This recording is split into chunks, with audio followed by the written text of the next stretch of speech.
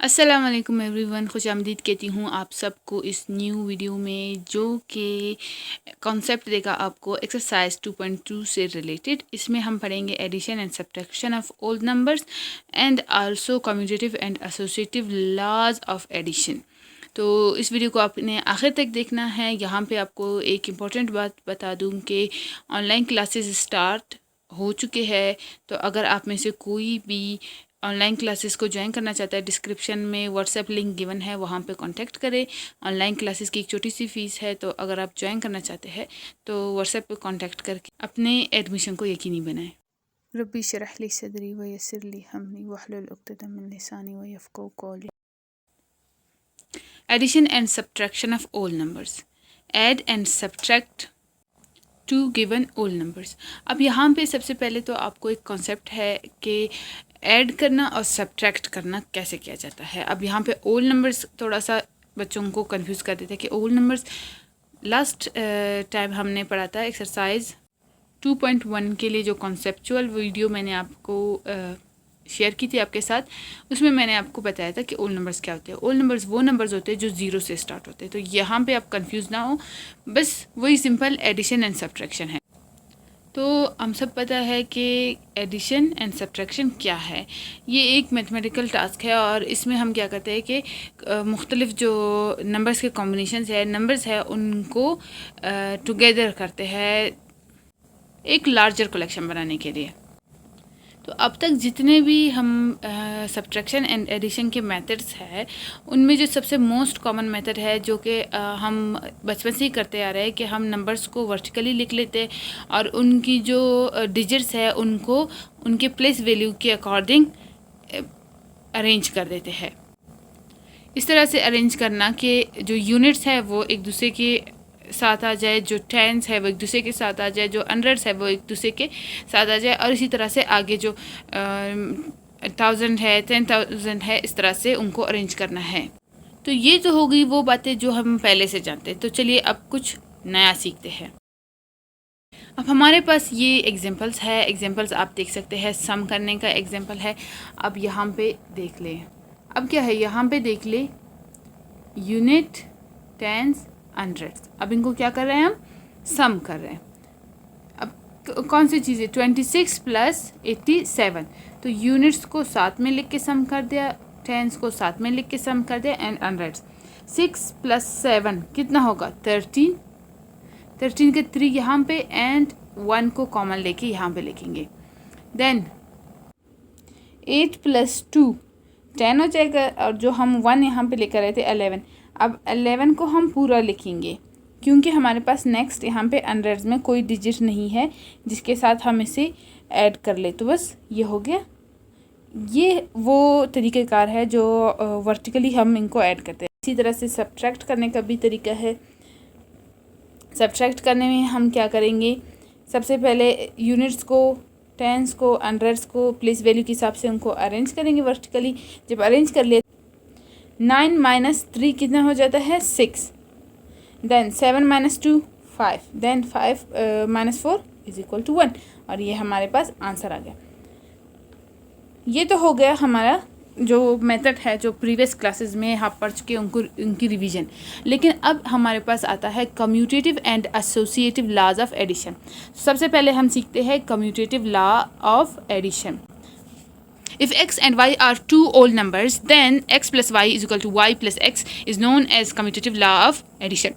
ये जो है ये क्या कहलाता है, कम्यूटेटिव लॉ ऑफ एडिशन। अगर हम x और y को दो ओल नंबर्स कंसिडर करें, यानी दो ओल नंबर्स, कोई भी ओल नंबर्स हो, इसलिए हमेशा x y यूज़ होता है क्योंकि हम कोई भी नंबर इनकी जगह लिख सकते हैं। अगर मैं यहाँ पे सिर्फ एक नंबर लिख लेते तो फिर वो उन नंबर्स के लिए अप्लाई होता है। लेकिन जब x और y लिख ले, इसका मतलब तमाम ओल नंबर्स में से कोई भी नंबर हम ले सकते हैं।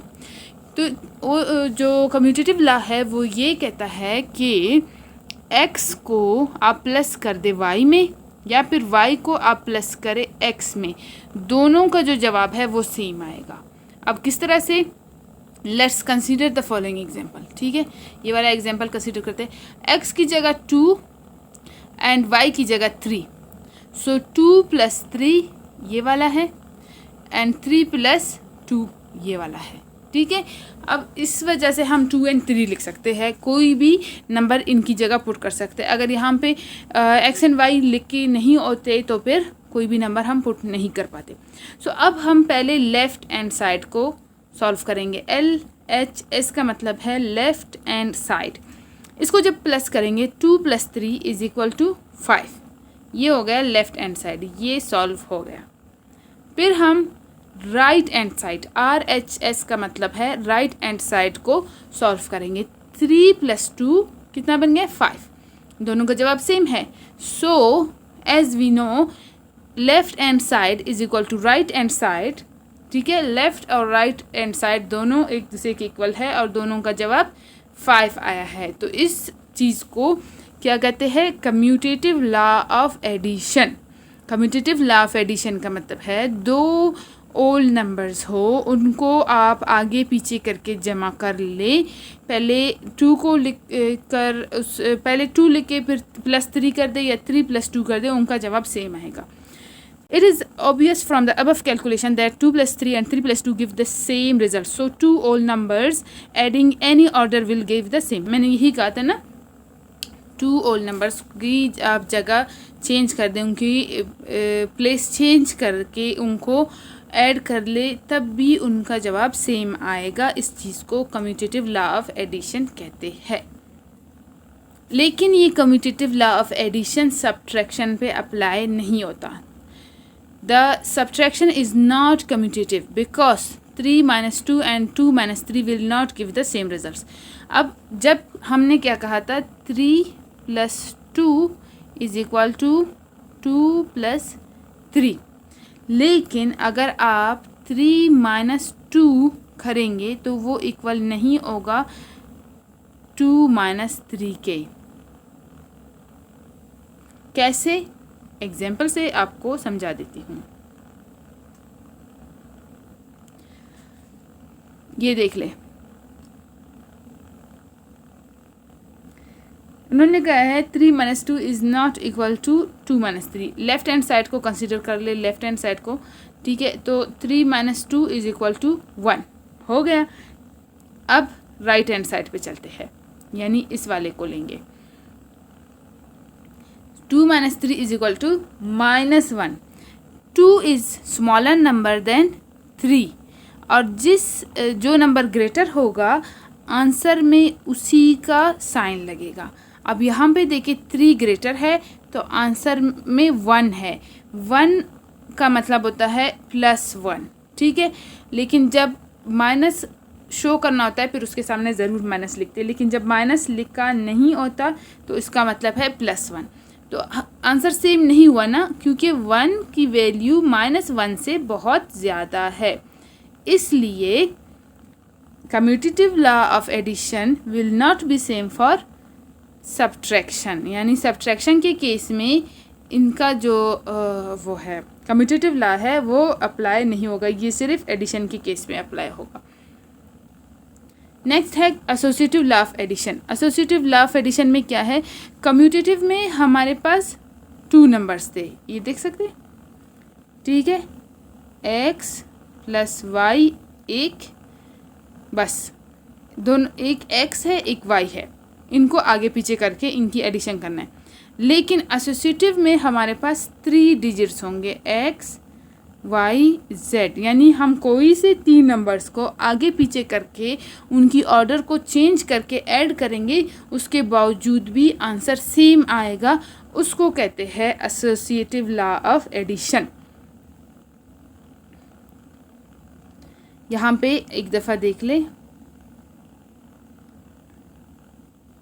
यहाँ पे सबसे पहले उन्होंने कहा है कि x + y + z, x और y को आपने ऐड करना है, इनका जो आंसर आएगा उसमें आपने z को ऐड करना है। तो 3 डिजिट्स, इसको चलिए एग्जांपल से समझते हैं। Let's x, y and z are 3 whole numbers, then x + y, sum of x and y plus z is equal to x plus sum of y and z is known as associative law of addition.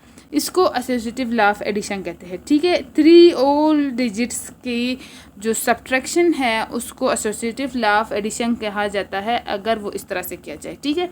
And 2 ओल digits के जो subtraction है उसको commutative law कहा जाता है अगर वो इस तरह से किया जाए।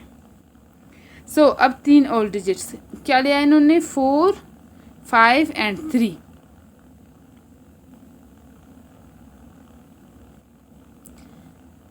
ओके, सो सबसे पहले लेफ्ट हैंड साइड हम क्या करेंगे, इस साइड को सॉल्व कर लेते हैं। 4 + 5 = 9 एंड देन +3, सो 9 + 3 = 12। ये हो गया हमारे पास लेफ्ट हैंड साइड। देन हम राइट हैंड साइड यानी इस साइड को इक्वल के इस साइड को सॉल्व कर लेते हैं, ठीक है। सो 4 + 3 = 7, 7 + this 5, 7 + 5 = 12। आंसर क्या है, दोनों का सेम आ गया। यही चीज़ एसोसिएटिव लॉ ऑफ एडिशन कहा जाता है। Since left and right hand side are equal to each other, so 5 sum of 5 and 4 + 3 = 5 + sum of 4 and 3। अच्छा, जो एसोसिएटिव लॉ ऑफ एडिशन है वो सब्ट्रैक्शन के लिए सेम नहीं होगा, ठीक है। जिस तरह से commutative law of addition subtraction के लिए अप्लीकेबल नहीं था, इसी तरह से associative law of addition subtraction के लिए अप्लीकेबल नहीं है। क्यों? क्योंकि अगर 3 ओल नंबर्स को आप डिफरेंट ऑर्डर में सब्ट्रैक्ट करेंगे तो उन दोनों का आंसर सेम नहीं आएगा।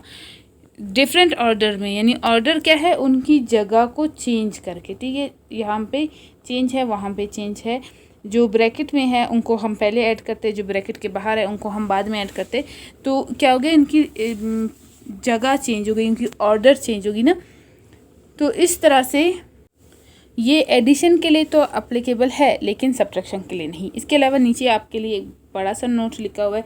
ये सब वही बातें लिखी हुई है जो मैं आपको समझा रही हूँ, लेकिन फिर भी एक दफ़ा पढ़ के सुना देती हूँ। It is obvious from the above calculation that 3 or more whole numbers adding in any order will give the same result. This property of whole number is called associative law of addition, but the subtraction is not associative because the whole numbers subtracting in different order do not give the same result। ठीक है, यही कहा गया है कि आप जो है ऊपर के कैलकुलेशन से आपको ये मिलता है कि 3 या 3 से ज़्यादा आप होल नंबर्स को ऐड करेंगे, उनकी जो है सेम रिज़ल्ट देंगे, और इस प्रॉपर्टी को एसोसिएटिव लॉ ऑफ एडिशन कहा जाता है। लेकिन सब्ट्रैक्शन के लिए ये एसोसिएटिव नहीं है, क्योंकि सब्ट्रैक्टिंग के टाइम जब आप उनकी ऑर्डर को चेंज कर देंगे तो आपको सेम रिज़ल्ट नहीं मिलेगा। अब यहाँ पे हमारे लिए 2 एग्जांपल्स है। First example, 7 + sum of 16 and 2 = 7 + 2 + 16। पहले लेफ्ट हैंड साइड को कर लेते हैं। 16 + 2 = 18, 18 + this 7 = 25। Then right hand side को करते हैं। 7 + 2 = 9 and then plus this 60 = 25। So left hand side = right hand side, thus all of this = each other। ये कौन सा हमें ये किस लॉ है, ये एसोसिएटिव लॉ ऑफ एडिशन है। सेम इसी तरह से ये एग्जांपल भी है। Okay, so 5 sum of 5 and 23 + 10 = 5 + sum of 23 and 11। So left hand side ये वाला देख ले। 5 + 23 = 28, 28 + this 11 = 39। and then right hand side 5, okay, पहले ब्रैकेट का होगा। 23 + 11 = 34 and plus this 5 = 39। so left hand side = right hand side, thus this is true। ये तो हो गया आपके लिए 2 एग्जांपल्स। अब है एडिटिव आइडेंटिटी। एडिटिव आइडेंटिटी कौन से नंबर को कहा जाता है? प्यारे स्टूडेंट्स, यहाँ पे आपको कुछ चीज़ें मैं आपको बता दूँ, जो ख़ास बातें हैं उनको आप लिख लिया करें, अपने लिए नोट्स बना ले। उससे क्या होता है कि जब आप एग्ज़ाम की तैयारी करेंगे वहाँ पे आपको आसानी होगी। जैसे कि ये एडिटिव आइडेंटिटी ये क्या है? If 0 is added to any whole number, we get the same whole number. The zero is an additive identity. ठीक है, आपने अपने पास ये लिख के रखना है कि ज़ीरो जो है वो एडिटिव आइडेंटिटी है। क्योंकि हम ज़ीरो को किसी भी होल नंबर के साथ ऐड करेंगे, प्लस करेंगे, तो उसके आंसर में वही सेम होल नंबर आएगा। इसलिए ज़ीरो को एडिटिव आइडेंटिटी कहा जाता है। एडिटिव आइडेंटिटी मतलब ये किसी भी नंबर में ऐड होगा लेकिन उस नंबर की आइडेंटिटी चेंज नहीं होगी। फॉर एग्ज़ाम्पल 3 + 2 आप करेंगे तो आंसर क्या आएगा 5, नंबर की आइडेंटिटी ख़त्म हो गई। लेकिन जब 3 + 0 करेंगे तो आंसर क्या आएगा 3। सो नंबर की आइडेंटिटी सेम है 3। Consider the following example, 5 + 0 = 5, same 0 + 4 = 4।